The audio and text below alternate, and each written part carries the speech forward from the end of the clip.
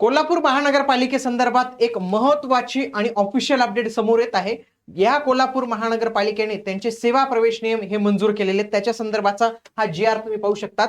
6 August 2026 ला नगर विकास विभाग महाराष्ट्र शासन यांच्याकडून हा जी.आर आलेला आहे। जी.आरचा विषय काय आहे? कोल्हापूर महानगरपालिका सेवा प्रवेश नियम 2025 ला मान्यता देण्याबाबत। लक्षात घ्या, कुठलीही जाहिरात यायची असेल तर त्याचा आकृतीबंध, बिंदू नामावली आणि सेवा प्रवेश नियम या तिन्ही गोष्टी अपडेटेड पाहिजे, त्याच्यानंतर जाहिरातीला मंजुरी मिळते। तर यांनी हा एक शेवटचा पर्याय असतो, बाकी त्यांचा आकृतीबंध आहे, बिंदू नामावली होऊन जाते, सेवा प्रवेश नियमला लवकर मान्यता मिळत नाही। तर या सेवा प्रवेश नियमाला मान्यता मिळालेली आहे, म्हणजे आता लवकरच आपल्याला कोल्हापूर मनपाची जाहिरात जी आहे तर ते येणाऱ्या कालावधीत पाहायला मिळणार आहे। आता याच्या नेमकी कोणती पदं असतील, कोणत्या पदं आपल्याला काय असणार, या सगळ्या गोष्टींविषयी माहिती मी तुम्हाला पुढे सांगतो। फक्त हा व्हिडिओ तुम्हाला शेवटपर्यंत जो आहे तो पूर्ण बघायचा आहे। आणि लक्षात घ्या, या मनपा जेवढ्याही भरती असतात त्या टीसीएस किंवा आयबीपीएस यांच्याकडूनच घेतले जातात आणि याची तयारी तुम्हाला करायची असेल, कारण की मनपाचा जॉब खूप चांगला असतो मित्रांनो। कारण की आयुष्यभर एकाच ठिकाणी जॉब असतो, शहराच्या ठिकाणी जॉब असतो, काही बदलीचं टेन्शन नसतं तिथं, फक्त तुमचं डिपार्टमेंट वगैरे चेंज होत राहतं। पण एकदा लागलं तर आयुष्यभर बदलीचं टेन्शन नाही, मुलं बाळ दुसरीकडे घेऊन जायची गरज नाही, शहरातच राहतं, त्यांच्या शिक्षणाची सोय होऊन जाते, आरोग्याची सोय होऊन जाते। तर या संपूर्ण जे मनपा असतात यांची तयारी करून घेण्यासाठी आपल्याकडे सर्व समावेशक सरसेवा बॅच आहे, महाराष्ट्रातील सर्वात दर्जेदार बॅच। म्हणजे आतापर्यंत या बॅचच्या माध्यमातून आपण सरसेवेमध्ये सर्वाधिक निकाल दिलेले, सर्वाधिक विद्यार्थ्यांना मार्गदर्शन केलेले। तर तुम्ही देखील या बॅचच्या माध्यमातून तुमची एक चांगली तयारी करू शकतात।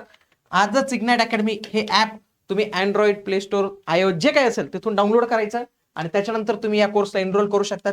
काही समस्या असेल, काही प्रॉब्लेम असेल, या नंबरला कॉल करा, आमची टीम तुम्हाला नक्की जे आहे तर ते मार्गदर्शन करेलच। बघा, या जी.आर नुसार, बघा हा जो जी.आर आहे या जी.आर नुसार कोल्हापूर महानगरपालिका ड प्रवर्गात येते, ठीक आहे। यांनी ऑलरेडी त्यांचा आकृतीबंध मंजूर केलेला आहे 4445 पदांचा। किती? 4445 पदांचा 2024 मध्येच त्यांचं म्हणणं आहे की आमचा आकृतीबंध जो आहे तर तो मंजूर आहे, परंतु आमचे सेवा प्रवेश नियम अपडेटेड नव्हते, म्हणून आम्ही बघा सेवा प्रवेश नियम कोल्हापूर जे आहे तर ते आता मंजूर करत आहोत। तर या जी.आर ने त्यांची मंजुरी असते। असे जवळपास 68 पेजेस आहे। आता मी प्रत्येक पेज जर वाचायला बसलो तर ते लईच व्हिडिओ मोठा होऊन जाईल, तो 60-70 मिनिटांचा। तुम्हाला एकदम सोप्या भाषेत सांगतो आणि जी पद आपल्यासाठी महत्वाची, जी पद परीक्षेद्वारे भरले जाणार त्यांच्याविषयी माहिती सांगतो। प्रमोशनचा तुमचा संबंध नाही, म्हणून प्रमोशनचं मी याच्यात काही घेत नाही। पहिले जे पद असणार आहे महिला बाल विकास आणि समाज कल्याण अधिकारी, 100% सरसेवेने, म्हणजे सर्वच्या सर्व पद असणार आहे। कोणत्याही शाखेचा पदवीधर सोबत MSW परीक्षा उत्तीर्ण असणं गरजेचं आहे आणि अनुभव धारास प्राधान्य, हे सोडून द्या, पण 2 पात्रता आहेत, पदवीधर वगैरे पाहिजे। पुढचे उद्यान अधीक्षक, हे कृषी उमेदवारांसाठी चांगलं आहे। बघा, एकूण सरसेवेचे 50%, याचा अर्थ काय होतो? प्रमोशन 50%। समजा या पदासाठी जर 100 पद मंजूर असतील तर 50% पद हे परीक्षेद्वारे घेतली जातील आणि 50% पद हे प्रमोशनद्वारे, म्हणजे त्याच्या खाली जे काही पद असेल त्याच्याद्वारे भरलं जाईल। मी फक्त तुम्हाला सरसेवेचं सांगतो। बघा, कृषी विद्यापीठाची ऍग्रिकल्चर, हॉर्टिकल्चर, फॉरेस्ट्री याच्या पदवी पाहिजे आणि 5 वर्षाचा अनुभव पाहिजे। खूप मोठा अनुभव दिले, तो पण खासगीने म्हटलेला। बघा, शासकीय, निमशासकीय, स्थानिक स्वराज्य संस्थेत सहाय्यक उद्यान अधीक्षक म्हणून तुमचा 5 वर्षाचा अनुभव जो आहे तो पाहिजे, म्हणजे लईच अनुभव जो आहे तो इथं मागितलेला आहे। बघा, पुढचं पद आहे अधीक्षक, हे पद आहे, हे पद फक्त 25% सरसेवेने भरलं जाणार आहे, म्हणजे खूप कमी पद। बघा, शक्यतोवर कुठल्याही महानगरपालिकेत सरसेवेची पदं जास्त असतात। कोल्हापूर महानगरपालिका तुम्ही जर पाहिलं या नियमामध्ये खूप सारी पदं ही त्यांनी प्रमोशनने टाकून दिली। ऍक्च्युअली ते प्रमोशनने नको पाहिजे, सरसेवेने जास्त उमेदवारांना संधी मिळते। ओके, आता बघा, मान्यता प्राप्त विद्यापीठाची पदवी पाहिजे, बाकी MSCIT वगैरे लागतं। अधीक्षकला फक्त पदवी पाहिजे। पुढे सहाय्यक ग्रंथपाल, हे 100% सरसेवेने चांगली गोष्ट आहे। ग्रंथालय शाखेची पदवी तुम्हाला पाहिजे आणि पदव्युत्तर पदवी असल्यास प्राधान्य, हे सोडून द्या, पण ग्रंथालय शाखेची तुमच्याजवळ पदवी पाहिजे आहे। पुढचा आहे सहाय्यक अधीक्षक, याची 25% पद हे सरसेवेने भरले जाणार आहेत, ज्याच्यामध्ये बघा पदवी पाहिजे आणि मराठी टायपिंग आणि इंग्लिश टायपिंग तुमची पाहिजे आहे। पुढचा पद आहे सहाय्यक उद्यान अधीक्षक, ही 100% सरसेवेने भरलं जाणार आहे। याच्यासाठी लक्षात घ्या की तुम्हाला कृषी विद्यापीठाची जी आहे तर ती पदवी पाहिजे आहे आणि सोबत 5 वर्ष कामाचा अनुभव। आता मला सांगा, एवढा अनुभव आणायचं कुठं उमेदवारांनी? आता मला सांगा, उद्यान अधीक्षक या पदासाठी मी तुम्हाला वरती दाखवलं की तिथं 5 वर्षाचा अनुभव पाहिजे। तो कशाचा पाहिजे माहितीये का? सहाय्यक उद्यान अधीक्षकचा 5 वर्षाचा अनुभव पाहिजे आणि सहाय्यक उद्यान अधीक्षक बनण्यासाठी 5 वर्षाचा अनुभव पाहिजे। मला सांगा, जर एखाद्याला उद्यान अधीक्षक बनायचं असेल तर 10 वर्ष त्याच्या अनुभवामध्येच निघून गेलं ना, वेगवेगळ्या ठिकाणी काम करण्यात। मग त्याच्यानंतर तो परीक्षा देईल, मग लागेल, म्हणजे एवढा कुठे अनुभव? जनरली 3 वर्षाचा असतो, यांनी इथं डायरेक्ट 5 वर्ष एवढा दिलेला आहे सहाय्यक उद्यान अधीक्षकला पण। म्हणजे उमेदवारांनी आणायचा कुठून तो? वरिष्ठ लिपिक हे पद आहे 25% सरसेवेने भरले जातात. पदवी पाहिजे आणि मराठी आणि इंग्लिश टायपिंग त्याची असली पाहिजे.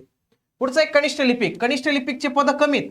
मला वरिष्ठ लिपिकचे ठीक होतं, वरिष्ठ लिपिकचे असतात, फक्त 25% ठेवलीत सरसेवेची. मला सांगा 100 पैकी 25 पदं मंजूर असतील, त्या 25 पैकी किती रिक्त असतील आणि किती भरले असतील?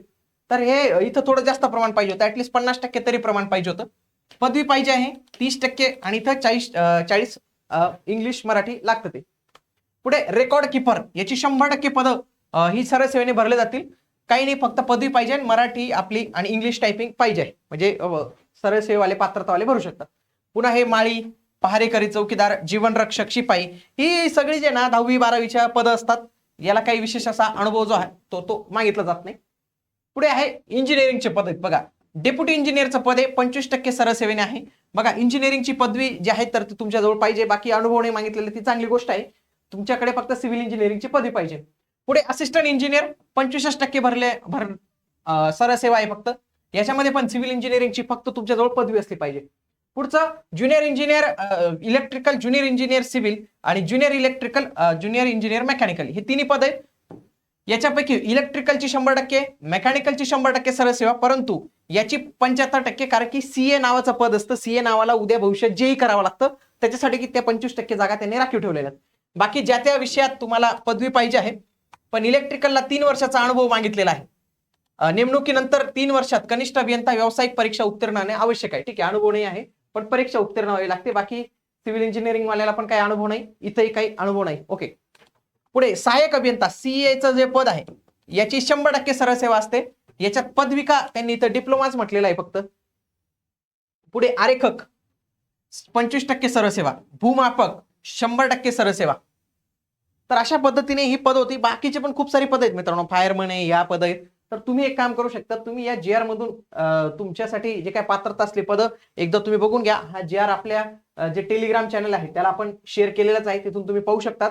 बाकी ज्यांना तयारी करायची असेल मनपाची, कारण की कुठली मनपा जाहिरात आली खूप कमी कालावधी मिळतो, 1 ते 2 महिने, त्याच्यात स्टडी होत नाही, नंतर लेक्चर्स पाहणं होत नाही.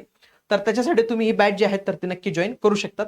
भेटूया पुढील व्हिडिओमध्ये. तोपर्यंत जय हिंद, जय महाराष्ट्र, धन्यवाद.